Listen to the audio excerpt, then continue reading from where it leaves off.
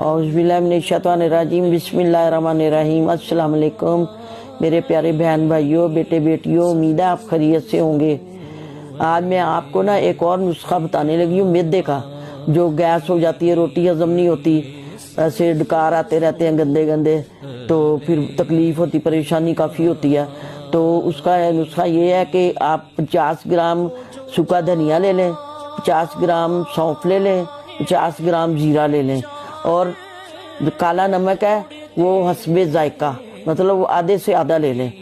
50 नहीं, उसको 10 ग्राम ले लें, क्योंकि नमक तेज़ होता है। काला नमक लेके ये इसको पाउडर बना लें, और खाना खाने से आधा घंटा पहले आप आधा चम्मच ताज़े पानी के साथ इस्तेमाल करें। उसके बाद खाना खाएं। इंशाल्लाह कुछ ही दिनों में ना आपकी ये मैदे की जो मसला है इंशाल्लाह ठीक हो जाएगा अल्लाह के हुक्म से।